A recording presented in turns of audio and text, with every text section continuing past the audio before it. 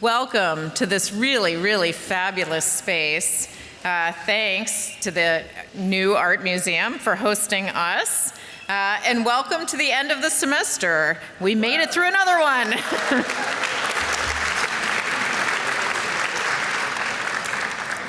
This is such a joyful occasion as we celebrate our common endeavor of teaching and educating, something we hold in such high esteem in the College of Arts and Letters. As I invite Professor Taryn Dinkelman from the Department of Economics to offer our invocation today, I ask that you continue to keep those in your prayers who are struggling with illness, especially our colleagues and their family members. Taryn?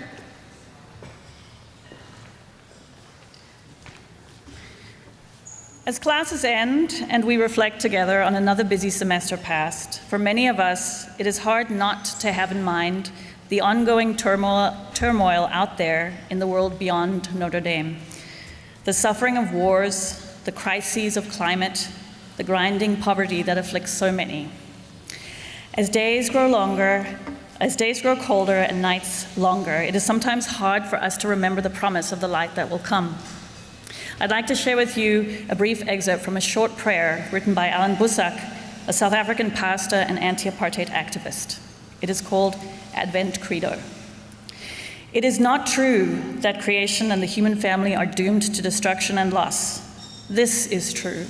For God so loved the world that he gave his only begotten Son, that whoever believes in him shall not perish but have everlasting life. It is not true that we must accept inhumanity and discrimination, hunger and poverty, death and destruction. This is true. He has come that we may have life, and that abundantly. It is not true that violence and hatred should have the last word, and that war and destruction rule forever. This is true. Unto us a child is born, unto us a son is given. His name shall be called Wonderful Counselor, Mighty God, the Prince of Peace. It is not true that our hopes for liberation of humankind, of justice, of human dignity, of peace are not meant for this earth and for this history. This is true. The hour comes, and it is now, that the true worshipers shall worship God in spirit and in truth. So let us enter Advent in hope, even hope against hope. Let us see visions of love and peace and justice. Let us affirm with humility, with joy, with faith and courage, Jesus Christ, the life of the world. Amen.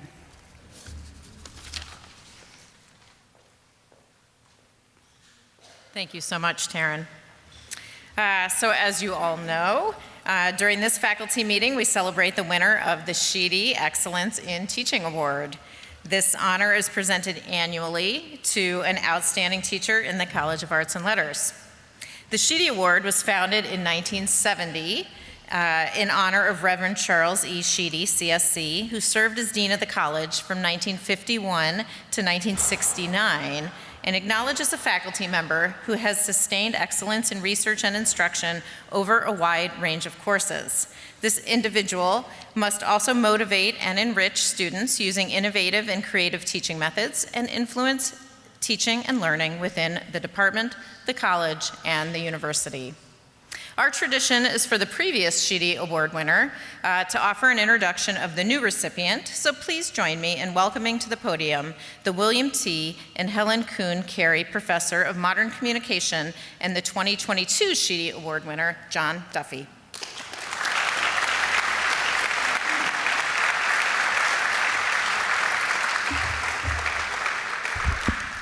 Hi everyone, thank you for coming. It is a great pleasure today to introduce and celebrate Professor Eric Sims, who, as Sarah told us, has been named the 2023 awardee of the Sheedy Excellence in Teaching Award. The Sheedy Award acknowledges a faculty member in the College of Arts and Letters who has demonstrated sustained excellence in research and instruction. And certainly, those words describe the commitments of Eric Sims. A member of the Notre Dame faculty since 2009, Eric is the Michael P. Grace II Collegiate Chair and current Chair of the Department of Economics. Eric is a macroeconomist whose research focuses on business cycles and monetary and fiscal policies. the author of some 28 articles that have appeared in such prestigious journals as the American Economic Review, the Journal of Monetary Economics, and others, a research associate at the National Bureau of Economic Research, a highly sought-after speaker who has delivered lectures and led seminars in Europe, Canada, and the US, the author of an acclaimed online macroeconomics textbook that has been used in courses around the world, the winner of multiple fellowships, grants, and awards that include, how much time do I have left? If I continue listing Eric's scholarly achievements, we will need to schedule another Sheedy Award ceremony. So maybe it's enough to say that Eric Sims' record of sustained scholarly excellence tells a story about him, one that speaks to his intellectual brilliance, his tireless work ethic, and his consummate commitment to his discipline. That's one story. But there's another story of Eric Sims that we celebrate today. That story is told in the words of his students and colleagues, who describe Eric Sims the teacher, the mentor, the friend, and the role model. The letters from former students, undergraduate and graduate, describe a skilled and caring educator. My overall reflection on Professor Sims, one student wrote, is his uncommon, unwavering commitment to undergraduate teaching. More than any economics professor I encountered in my time at Notre Dame, he put in the effort and time to really make his students feel like his number one priority was teaching them and developing a love of economics among them. I can't thank Professor Sims enough for his influence over my education and development. Eric's creative and approachable way of teaching, wrote another student, helps us to navigate the very challenging topics of his courses while encouraging self-confidence, hard work, and positivity. And from a third student who offered the most memorable and wonderful analogy for teaching that I have ever encountered. Quote, "In all this," the student wrote, "Professor Sims follows the model of Glenmorangie, the famous Scottish distillery producing whiskey that is unnecessarily well made." You gotta love it. Eric's classes are likewise, the student wrote, unnecessarily well made and thorough. Eric follows a very hands-on approach and it shows us every little step in a complicated mathematical derivation or proof on the whiteboard so that it becomes truly accessible to everyone. His teaching approach not only stimulates thinking during class, but also long-lasting knowledge. And I think we can all drink to that. But the story of Eric Sims, as told by his students, describes more than a gifted teacher. Letter after letter testified to a professor who cares deeply about the lives and well-being of his students. A graduate student recalled taking a course with Eric designed to teach students how to improve their writing, research, and teaching skills. Professor Sims, the student wrote, taught us not only how to be better researchers and professors, but also emphasized how important it is for us to be healthy and happy during our PhDs and careers. Professor Sims was always a kind, friendly, and thoughtful professor, and it was evident how worried he was about the well-being of his students. Whenever we covered teaching skills, Professor Sims always advised us to be inclusive and respectful professors, to put our students first, and to connect with them to promote learning. Reliable, generous, incredibly knowledgeable, testified another student. Eric encouraged us to aim higher than our current struggles, to take ownership and responsibility of our own lives, and not to be afraid of taking risks inside and outside the classroom. These words reveal to us his altruism, positivity, and respect for our own diversity, all embodiments of the Notre Dame Credo. I wish every student had a professor that offers as much as Eric does. And then there was the former student who recalled feeling lost as a novice teacher in a Florida high school. I struggled my first year in the classroom, the student remembered. However, I was able to succeed in large part because of Professor Sims. I thought back to his enthusiasm for breaking down complex theories into digestible lessons, which inspired me to do the same for my students. I did my best to model my classroom after his, an environment that promoted academic rigor and critical thinking, but also one of faith, family, and respect. As a scholar and a teacher, Eric Sims offers us stories that are thorough and well-made, though not unnecessarily so. Eric, congratulations on winning the 2023 Sheedy Award. It is well-deserved.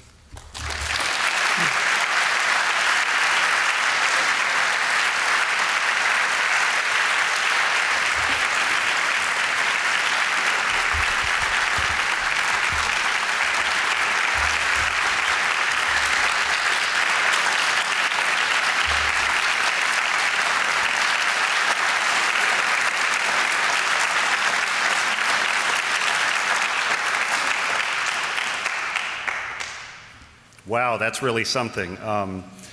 Thank you very much, Sarah and John, for those very kind introductions. And thanks to the rest of you for taking the time out of your day at this hectic point in the semester. Being given the task of presenting a lecture on teaching to a room full of outstanding teacher scholars is a bit daunting. The stakes are high. These speeches, and more frighteningly, videos of these speeches, live forever on the Arts and Letters website. I've spent an enormous amount of time, too much time really, trying to think about what to say today. After spending a couple of days in November staring at a blank Word document titled Sheedy_lecture.docx, I did what any good academic in the year 2023 would do. I went to ChatGPT and asked it to write an acceptance speech for a generic teaching award. The opening paragraph read as follows: I am deeply honored to accept this award. Teaching has always been a passion of mine, and to be recognized for it is truly humbling. In the classroom, I've always strived to create an environment that fosters intellectual curiosity, critical thinking, and a love for learning. The true reward of teaching lies in the growth and success of our students. This award is not just a recognition of my efforts, but a testament to the hard work and dedication of my students. Really not too shabby and probably not far off from the generic intro I probably would have come up with on my own. At any rate, I ditched the ChatGPT idea and am now working off of Sheedy_lecture v6.docx. In all seriousness, I genuinely am grateful and a touch surprised to be named the recipient of this year's Sheedy Award. Teaching is, in fact, something about which I am passionate. I love working with our students, getting to know them, and getting to grow with them. And I am absolutely blessed to be able to live out my vocation as a teacher at a place like Notre Dame. It's customary to begin these talks with a lengthy list of accomplishments.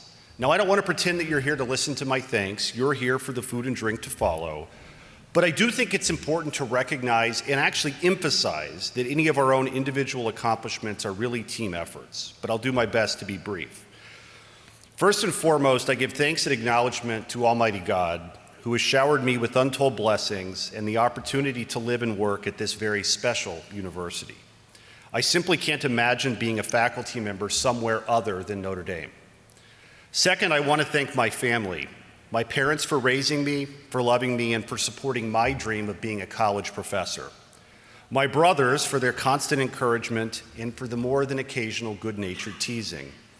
My wife, Jill, herself a Notre Dame alumnus, for her unwavering support and dedication. That means putting up with me. A couple of weeks ago, I was complaining to Jill about how I was struggling with what to write for this occasion. She told me, quit being yourself and stop caring so much. Good advice, but easier said than done. Most especially, I want to acknowledge my children, 3 living daughters and 1 deceased son who has gone to his eternal reward. My children challenge and inspire me daily and are far more important than any accomplishment or award that I could list on my CV. Third, I want to thank my colleagues, most especially those in the Department of Economics. Previous chairs like Rich Jensen and Bill Evans, who gave me the resources, support, and encouragement needed to succeed. Friends and confidants like Mike Prees, Rudy Bachman, Christian Baumeister, Casey Buckles, Tom Gressick, Mary Flannery, Forrest Spence, Jim Sullivan, Chris Cronin, and the late, great Tim Fierst, to name only a few. I also wish to acknowledge college leaders, past and present, people like John McGreevy and Sarah Mastillo. Every time I think my job as department chair is difficult, which is really often, I remind myself that Sarah's job is far tougher. I'd also like to acknowledge a couple of other folks who have been important influences in my life at Notre Dame. Holy Cross priests like the late Father Mike Heppen, or Hep as his friends called him, and Father Bill Daly, or at WRD C.S.C. as he is known on Twitter. Friends and benefactors of our department like Jerry Castellini, Bob Rasmus, Ann Combs, and Joe Lokri. Colleagues from outside of the department who stood with me at my most difficult moments, people like Dan Kelly in our law school and Tim Dozel in our investment office. Finally, I want to thank my students. They inspire me, they challenge me, they occasionally drive me crazy, but they also fill me with a deep sense of purpose. I thought that I would organize the body of today's talk around 5 questions. Who am I? What do I teach? How do I teach? Why do I teach? And why do I teach at Notre Dame? After providing some reflections on those questions, I will conclude with a few thoughts on current challenges facing us as college educators. Who am I? I am a practicing Catholic. Emphasis on the word practicing because I'm not very good at it. I need the work and am in constant need of God's mercy. I was born and raised in the great state of Texas. I am a husband and a father. I have 3 beautiful daughters, Molly, age 12, Catherine, who's unable to be here, age 10, and Caroline, age 7. I also have a son, Robert, who died at 30 days old in 2012. My daughter Catherine has a rare neuromuscular disease and relies on a ventilator to breathe and a wheelchair to get around. She's spent around a year of her life in various hospitals. She requires round-the-clock skilled care, either from a nurse, my wife, or from me. I never envisioned that I would be a parent to a special needs child, and I would never want that for my daughter, nor for any other family. But being Catherine's dad and getting to care for her, to watch her grow, and to see the difference that she makes in the lives of others is the great privilege of my life. I am fanatical about Notre Dame football, often to the detriment of my emotional well-being. I enjoy playing golf, and with my colleague Bill Evans, am a 2-time recipient of the coveted green jacket from the Morris Park E.M. Morris Invitational Tournament. I'm a runner, though I can't hold a candle to my boss, Sarah Mastillo, nor to my deranged marathon running colleagues and friends, Patrick Turner and Shay Gibbs. I enjoy working outside around my house. I think there is something about manual labor that is good for the soul. In the summers, I mow my lawn more than once a week, always with different mowing patterns. I believe that the edger is the most important tool in the shed. I love snow, and I derive an oddly high level of satisfaction from snowblowing. In my office, I have 3 crucifixes, a picture of Our Lady of Guadalupe, a portrait of an unidentified pope, and a statue of Bigfoot. I like to watch TV shows about UFOs. My favorite movie is The Godfather. My second favorite movie is The Godfather Part 2. I have a rather unsophisticated palate. I love onions, and I greatly enjoy Notre Dame's dining halls, where I eat lunch almost daily, either with colleagues or with students. My drink of choice is Diet Sun-Kissed orange soda. I listen to country music, but only to songs composed prior to the year 2000. I believe that one should always use the Oxford comma. I am morally opposed to 2 spaces after a period. And I have an H-index of 27, not that anyone's counting. Now to the what. What do I teach? I teach what I research, macroeconomics. This is the kind of economics that you often read about in the newspapers or hear about on TV. At the undergraduate level, I've frequently taught intermediate macro, a required course in our major. I even wrote a free online textbook for the course with 2 of our former PhD students who are now tenured professors at Claremont McKenna and Colby College. The thing is 1,054 pages and is in desperate need of a post-COVID update.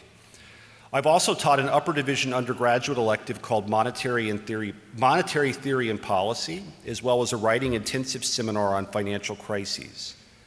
At the graduate level, I've taught our required first-year macro theory course, a field course in monetary theory with financial frictions, and a writing and professionalization workshop for PhD students transitioning from coursework to scholarship. I produced very detailed lecture notes on graduate level macro that live on my website and, I am told, have been used by students around the world at other universities. In just shy of 15 years at Notre Dame, I've been on 18 dissertation committees, chairing or co-chairing 9 of them. I've supervised 15 undergraduate honors theses.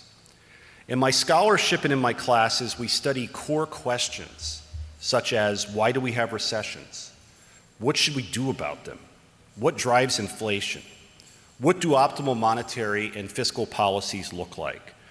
Although framed in an aggregate context, these are issues that matter greatly to the livelihoods and well-being of everyday folks on the ground. And while seemingly pretty basic questions, it turns out that they're really difficult to answer. And the world keeps throwing us curveballs. While there are core similarities, macro issues tend to manifest themselves in different ways across time. On the surface, the pressing macro issues today in 2023 don't look a whole lot like those from 2016. The best part about teaching and researching in macro is that there is always a new twist on an old problem, and there is always more to learn. Now to the how. How do I teach? I've never had any real formal training in teaching. I've never read a book on teaching. I'm somewhat ashamed to admit that I've never consulted with the Keynote Center. Much of what I learned about teaching I picked up in graduate school, and most of this was not from watching great inspired teaching, but rather was learned by counter-example. My very first TA assignment in graduate school was for a Principles of Macro class. The professor was a fun and at times profane and irreverent man. I kind of liked him. But he was also, if I may be frank, a really crummy lecturer who clearly didn't put much time nor effort into the class. His lack of preparation, overall disorganization, made my life as a TA incredibly easy. I would go into discussion sections on Friday with the task of cleaning up the mess he had made in the lectures on Tuesday and Thursday. There was nowhere to go but up. As a result, the students worshiped me. I even got invited by a student to a Bring Your Favorite Professor to Dinner event at a sorority house. That's the one and only time I've ever stepped foot in such an establishment. Now, for all the faults with this particular course, it got me hooked on teaching, and I took an awful lot away from it. Subsequent to that experience, I resolved that I was going to over-prepare for each class. I was going to be organized. I was going to provide students with ample resources and outside of class learning opportunities. I was going to memorize students' names and try to learn something about them. I also resolved to have fun, to not take myself too seriously, and to view each class as an opportunity to learn something myself. These are principles I've tried to take with me every step of the way in the 2 decades since I was first a TA. These days, I always try to get to my classrooms a few minutes early so that I can chat with students. I ask them where they're from, what hall they live in, what they like to do for fun. I'll often start class with a funny anecdote, a brief discussion of current events, or a preview of the upcoming football game. During class, I cold call on students by name. I try to sprinkle in a few jokes, though as I've gotten older, these tend to not land at the same frequency they once did. I admit when I make a mistake or don't know the answer to a question.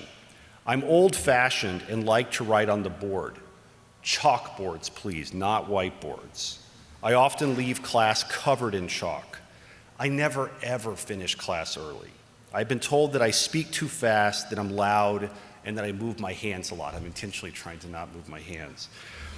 I can assure you that I will never, ever watch the video recording from today's lecture. Now let me turn to the why. Why do I teach? At a fundamental level, I teach because I feel like I've got something important to say. More precisely, I feel like economics has something important to say. More so than a set of facts and figures, economics equips one with a disciplined way of thinking about the world. We're trying to get students to think about trade-offs, about opportunity cost, about incentives, and about strategic interactions. We're trying to get students to think dynamically about how past choices impact current possibilities and about how actions today impact future decisions. We're trying to get students to understand the distinction between correlation and causation, how to think about research design, and how to detect BS statistical conclusions in the media and from politicians. We're trying to get students to think about first versus second best, about market failures and externalities, and about the distinction between equity and efficiency. Ultimately, we are aiming to get students to think rigorously and analytically. The end goal of an economics education in general, and of my classes in particular, is not to train future professional economists, though some of our best students do go that route, and we're very proud of them. The end goal is also not about helping students find a job, though jobs are nice. Nor is the end goal to change students' minds or to convert them to a particular worldview or policy stance. At a concrete level, my why, your why, the why of all of us who are committed to the liberal arts, is, or at least ought to be, to help young people learn to think for themselves, to prepare them to be lifelong learners, and to position them for genuine human flourishing, both here at Notre Dame and beyond. Now let me turn to my next question. Why do I teach at Notre Dame? Notre Dame represents a really interesting hybrid in American higher education. Many, though certainly not all, American colleges and universities sit at one of two extremes. Notre Dame is somewhere in the middle. On one end of the spectrum, we have liberal arts colleges that predominantly focus on teaching. Yes, faculty at these colleges do research, and many of them are very good. But research and scholarship are really not the first order focus of these places. On the other end of the spectrum, you have major research universities. Graduate students and cutting-edge research are the priorities. Undergraduates are there, of course, lots of them in fact, but undergraduate teaching is not the core focus of most, not all, faculty at these places. I know both of these models quite well because I experienced them personally. I did my undergraduate studies at Trinity University, a small residential liberal arts college in San Antonio, Texas. I had a great experience and I learned a lot. I developed personal relationships with faculty and I learned from my peers. But I didn't really have a clue what real research was about, or what graduate students did, or even what professors did outside of teaching. As a result, I went into graduate school with my eyes wide shut. I got my PhD from the University of Michigan. Michigan is a great place to get a PhD, but I really wouldn't want my kids to go to college at a place like that. Most of the faculty were all about research all of the time. Many of them would jump through whatever hoops they could to avoid being burdened with undergraduates. I remember being a TA for an intermediate macro class and sitting in the back of a 400-person lecture hall on the first day of classes one term.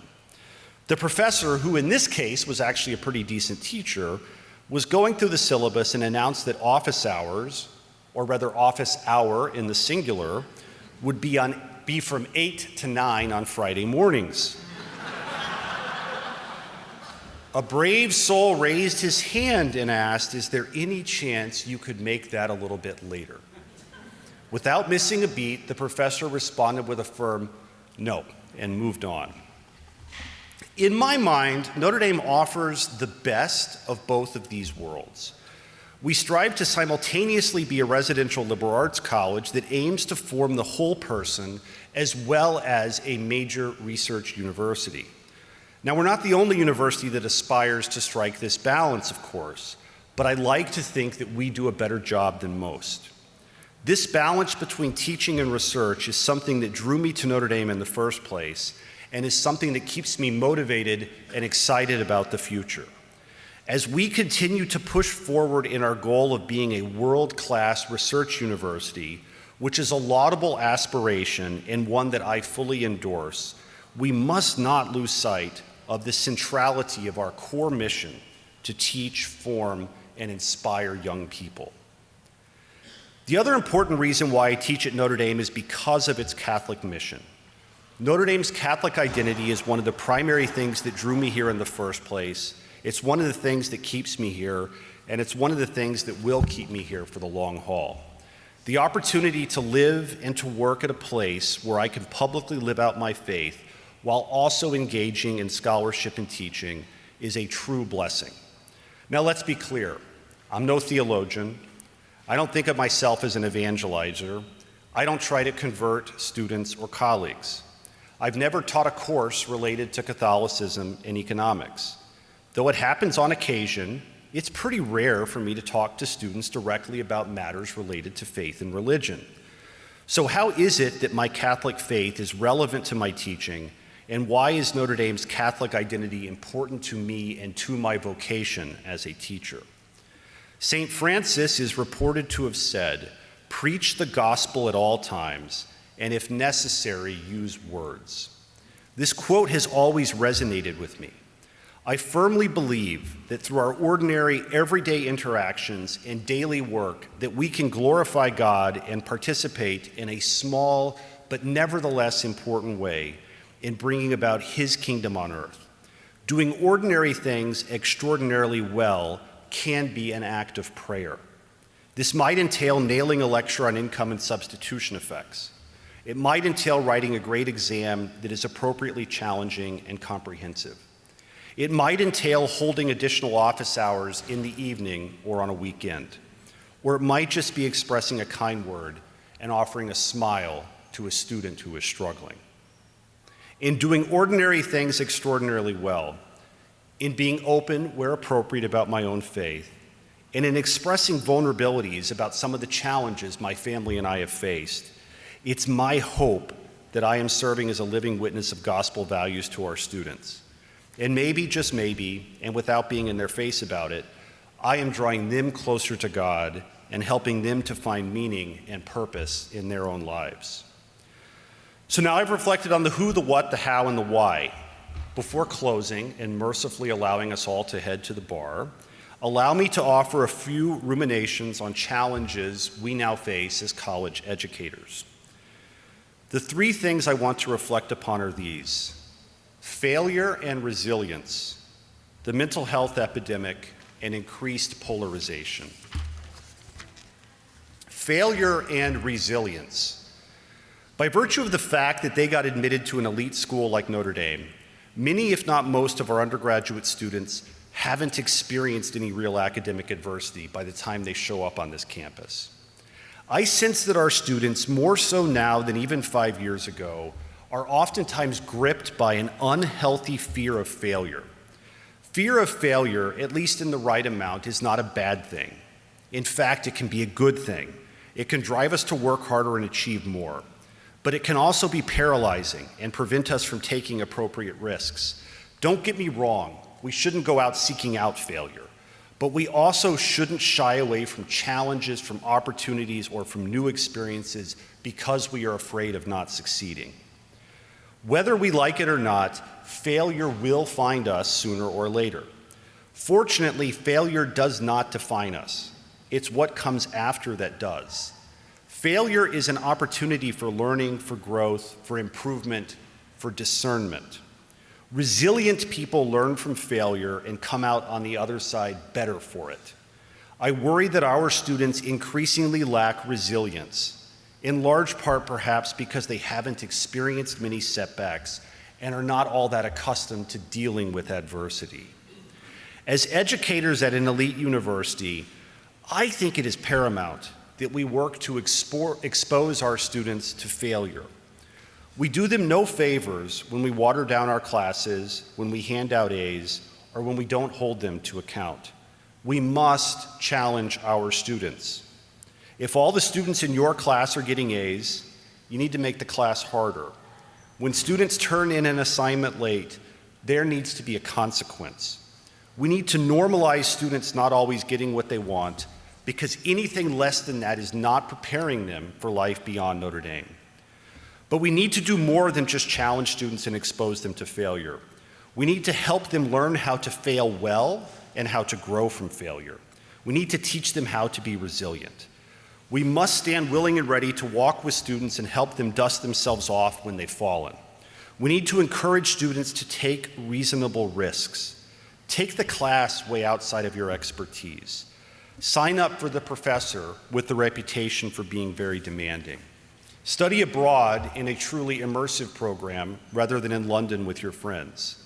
Choose to do a summer of service rather than the internship with Goldman. Becoming the best version of oneself, becoming the person God has called one to be, necessitates taking some risks. It requires putting oneself out there. It means learning from mistakes and setbacks. We need to impress these ideas upon our students, and we need to help them become more resilient if we want them to lead truly meaningful and impactful lives. Mental health. There is a mental health epidemic amongst our students. Maybe it was always there and we're only now waking up to the reality of it.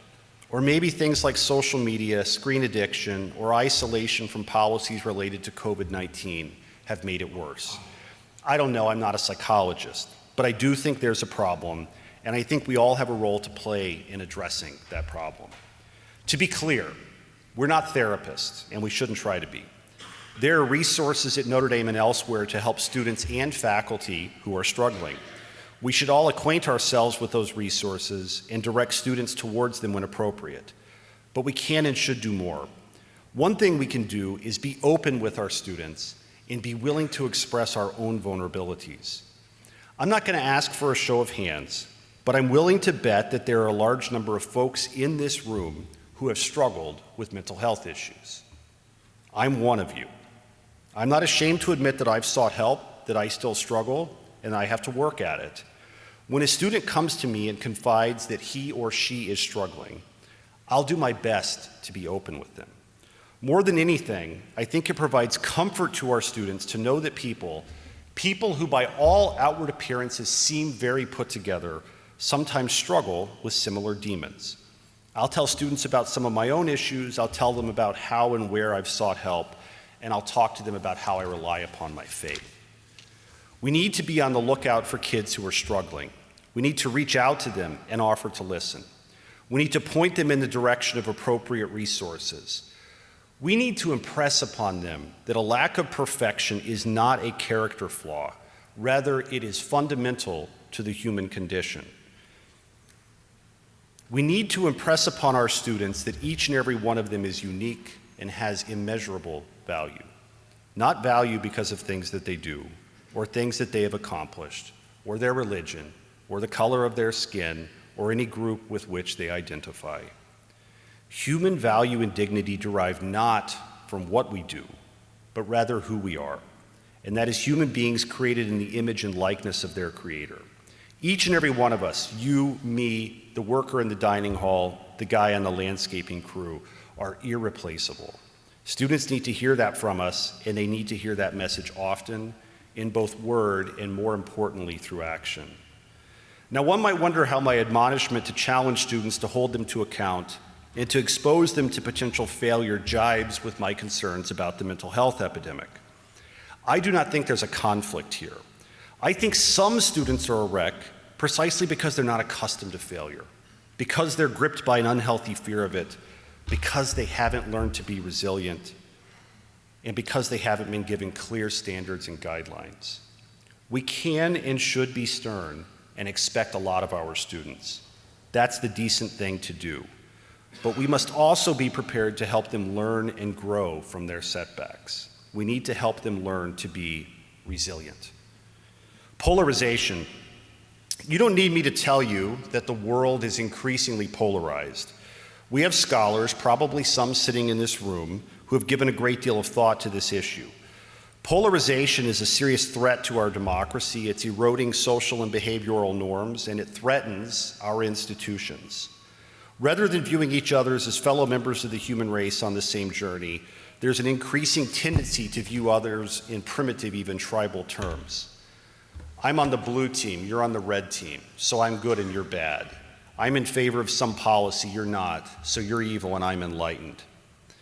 This is frankly a sorry state of affairs, and I think it's contributing to the mental health epidemic. I think all of us, myself included, have some culpability here. We are all in a college of liberal arts. We need to collectively focus more on the liberal part of the liberal arts. Not liberal in the American political understanding of the term, but liberal in its original connotation of free expression and exchange of ideas. I worry that college campuses in this country, although thankfully not so much here at Notre Dame, have become increasingly illiberal places. We need to all consciously work against that. Let us each make our classrooms and offices a place where students can freely express ideas, even ideas that are unpopular or ideas with which we disagree. Let us not so much try to change what students think, but rather teach them how to think. Let us not focus so much on trying to convert students to our team, whatever that team may be, but instead let us recognize that we're all part of the same team. Let us focus less on trying to mold students into what we might want them to be or what the world says they ought to be, but instead let us aim to help students discern the kind of person they are called to be. Support for free expression and the promotion of civil dialogue does not mean that all ideas are created equal. It does not mean that there is no right or wrong, or that objective truth does not exist and cannot be known through reason. As scholars, after all, we live lives committed to the pursuit of truth. We can and should have strongly held beliefs, and we should be willing and able to share those with our students when and where appropriate. We should stand up for what we believe in, and we should encourage our students to do the same. But a necessary precondition for the pursuit of truth is the ability to ask questions, the freedom to stake out and argue for positions that might not be popular, and the space to debate in a respectful and inclusive way with those with whom we disagree. Let us each work to make Notre Dame a place where ideas, even controversial ones, can be debated and discussed in peaceful and even loving manners. Failure and resilience, the mental health crisis, polarization. These are, I think, critical issues facing our society and us as college professors. The antidote to these problems, and really to all problems, boils down to one simple word: love. In his letter to the Corinthians, St. Paul says, "Let all that you do be done in love." Love means allowing people to fail sometimes. Love means supporting them when they do. Love means expressing our own vulnerabilities and giving of ourselves to those in need. Love means pursuing truth and standing up for what we believe is right. It means holding others to account and offering corrections when and where appropriate. But it also means respecting and being compassionate towards those with whom we disagree. The world today is in desperate need of more love. As college professors tasked with the formation of young people, let us all be agents and exemplars of love. Thank you so much for your time and attention.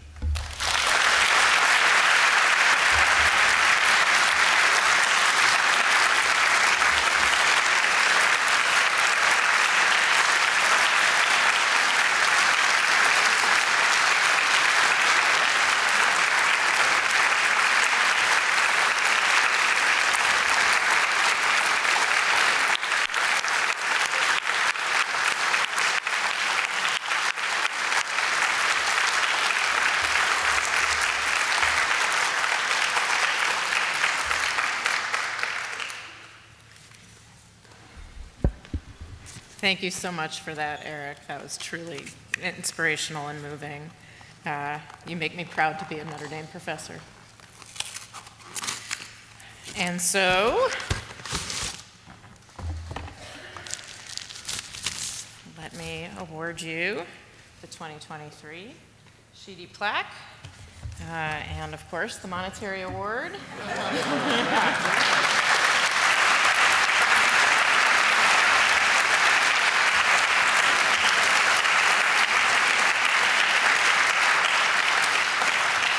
And I would like to recognize Jill Sims, and two of Eric's daughters are here. The third could not be here because I think she is under the weather.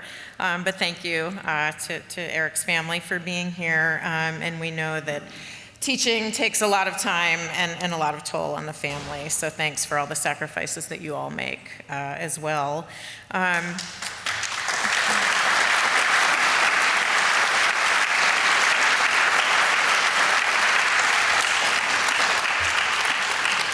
And as we prepare to break for the reception, I would like to invite the director and curator of sculpture of the Rachlin Murphy Museum of Art, Joe Becker, to say a few words of welcome.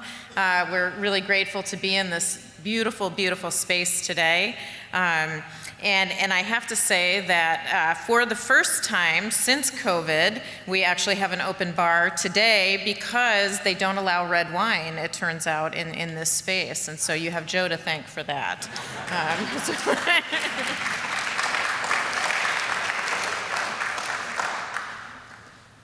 Thanks, Sarah. I'll remember that for future introductions. Welcome. My name is Joe Becker, and congratulations, Eric. The pressure's on because he referenced several times that he was standing between you and the aforementioned open bar, but actually it was me, so I'll keep this very short. Welcome to the Rachlin Murphy Museum of Art. It is after a whirlwind series of opening events that we say welcome to this, our first campus partnership. And it's very appropriate that we're doing it with you, Sarah, and with your colleagues here. We hope that you feel that this is your museum. There are a lot of familiar faces from the weekend activities here. Many of you came with your families, and so I suppose at some level I should say, welcome home.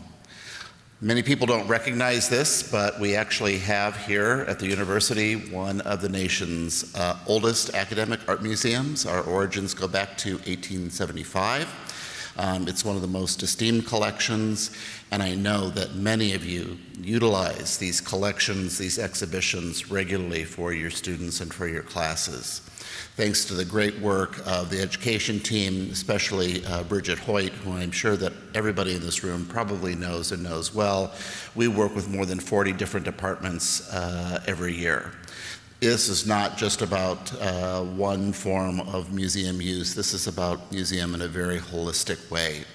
So whether you come here with your students or send your students on their own, whether you come here with your families and you're just exploring the galleries, and there are 23 of them, or whether you want to engage a little bit more fully in terms of our teaching gallery, which we pioneered over at the former SNITE, but which is a beautiful actual new space just through African art over to the right, or whether you want to use the object study room downstairs and have things that are a part of our 30,000 plus object collection that maybe are not of the 1,000 that are on view, brought out for your students to explore or colleagues to explore, let us know. Hopefully when you came in today, you picked up one of these brochures, or certainly by the time you leave, please make sure you have one with you. It gives you the information about how you can use and really use the museum. And most importantly, it has Bridget's email. So feel free to contact her.